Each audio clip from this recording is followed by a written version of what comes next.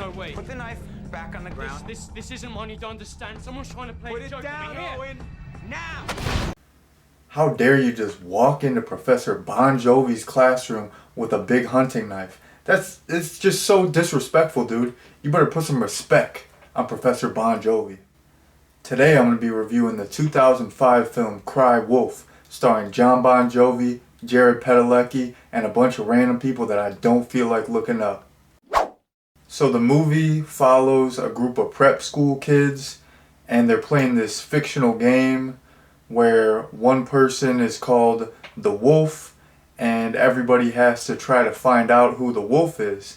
So, you know, they're just playing some reindeer games, playing some games, having fun. Everything is all good in the hood. But it's not all good in the hood because bodies start turning up. So they're basically forced to play the game in real life and find out who the wolf, aka the killer, is. Something that I really liked about this movie was the overall 2000s feel. So this came out right smack dab in the middle of the 2000s, came out in 2005, and this movie just feels like the 2000s.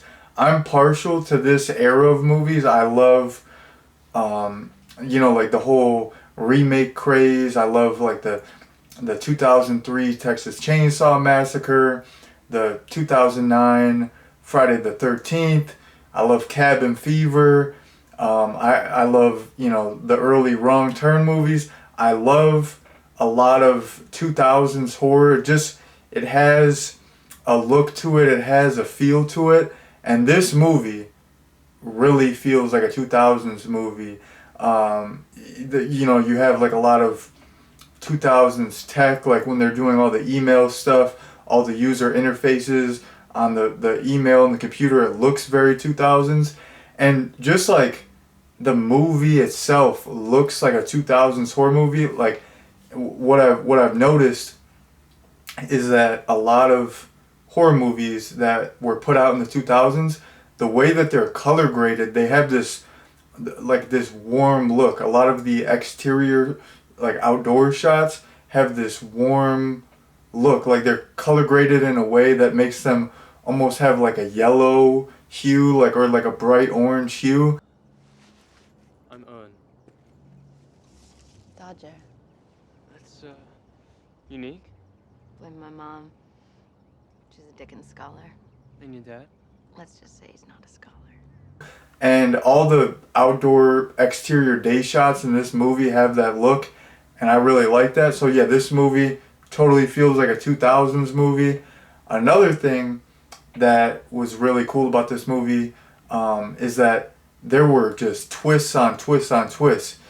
Like later on in the movie, there's so many great reveals, so many great twists, and it was stuff that I was kind of thinking like, maybe this person's the killer, or maybe this scenario is going to play out like that. Like, I had ideas, but I didn't know for sure. So, like the twists were surprising to me, and I feel like, they were shocking and they were well done. So yeah, the twists in this movie were absolutely phenomenal. Another thing that I really liked is that this movie was not what I was expecting. I picked up the DVD. I saw the cover, I saw a guy with a ski mask and a knife, and I thought, oh, this is probably just some slasher movie, another slasher movie. Cool, I love slasher movies. But as I started watching the movie, I'm like, you know what, this isn't really a slasher movie. Like, there are some kills, but they're not really bloody, they're not really a focus. Like, this movie is more of a thriller, it's more of a murder mystery. And I kind of like that. Even though I'm a huge slasher fan, I thought, it was like a nice little change of pace, and it definitely subverted my expectations. They rickrolled the hell out of me. I saw the cover, I said, wow, it's gonna be some blood and guts and tits and all that, and actually had a little story going on, so that was kind of cool. And then the last thing that I want to mention is that I just thought the killer really looked cool.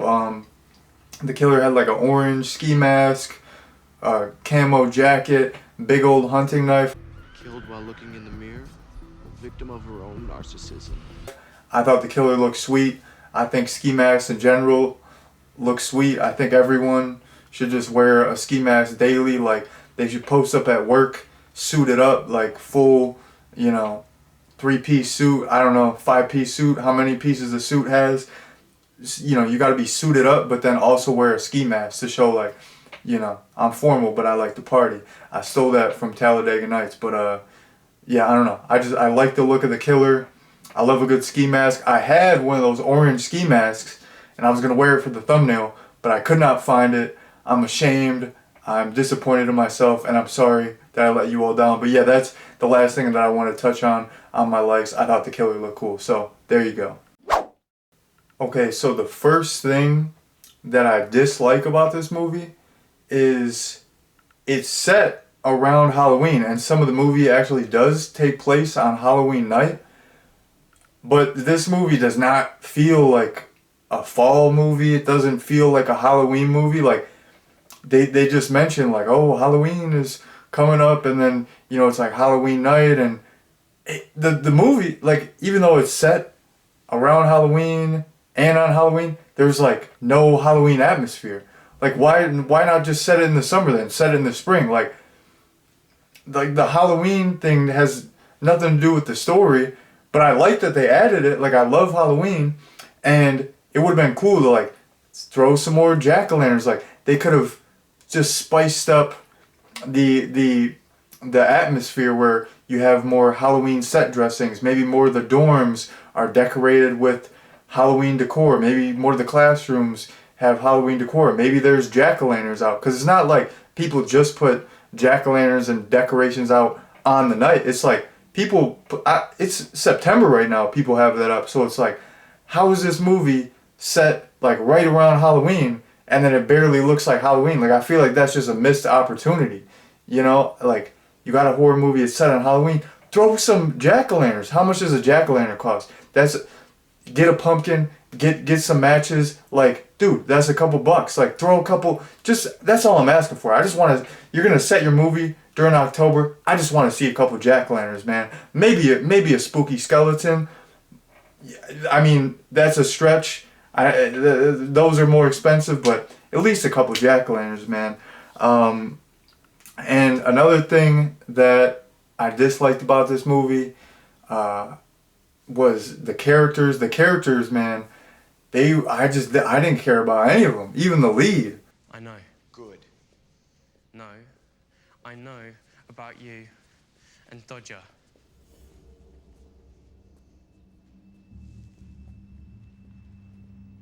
I don't know what you're talking about. You really gonna make me say it? She's a student. Exactly. The lead guy, like, didn't care about him.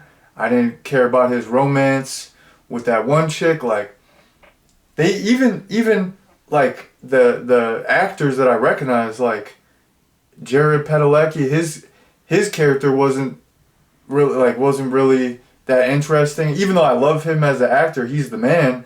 Like, he was his character was kind of boring in this. I mean, John Bon Jovi's character was kind of cool because he was just kind of like a sleazebag piece of shit. Like, he was just like an asshole, so he was kind of cool. But yeah, like, the group of kids, man, like, I don't know. I feel like they had like no chemistry, like no charisma. Like, they're supposed to be these like teenagers, and I'm like, man, if I was a teenager, I wouldn't really be hanging with these kids. Like, these kids are, I don't know, they're kind of lame. They're kind of goobers. Like, I don't know. Like I said, like, there was like a lot of cool stuff going on with the story, and, you know, like the 2000s feel. But yeah, the characters in this kind of sucked in my opinion. So that's unfortunate.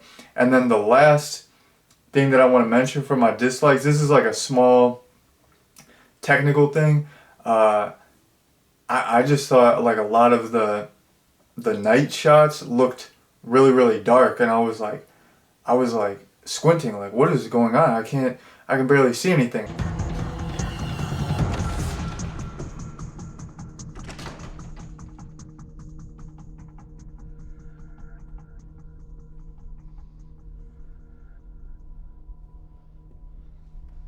And that's kind of funny because, you know, another movie where the killer has a ski mask, Prom Night. I always complain about that. Like in Prom Night, that movie's dark as hell. I don't know what the hell is going on. I feel like I'm just looking at like a black TV. Like I'm like, what the heck is going on? And once again, you got another horror movie where the killer has a ski mask, and some of the night shots, like I can barely see what's going on. I'm like, do I need to get glasses? Do I need to go get an eye exam? Like, is it me, or is this movie just dark as hell? Like, I don't know. Like, I'm like, I need a little bit more light. A guy like me, I can't. Yeah, I mean, I think my vision is going. I think I'm becoming an old head. So, yeah, I guess that's the thing. If you have a movie with a killer that has a ski mask, you just have to make it so that all the night shots are just, you know, impossible to see. You know, you don't want to be able to know what's going on like that. That's silly. That's nonsense. So yeah, that's my last dislike. Okay, so I'm gonna be rating this movie a 6 out of 10. Like I said, this movie did have some good stuff going for it. The 2000s feel was on point. The twists and turns were really good. I like the look of the killer, but ultimately I'm only giving this a 6 out of 10 because I really could not get into the characters, and I didn't care about the characters, and the fact that I wasn't invested in them, it just it really like hindered my enjoyment of the overall film. So yeah, I'm going with a 6 out of 10 on this one. Alright, that's been my review of Cry Wolf. Thank you all very much for watching, and peace out.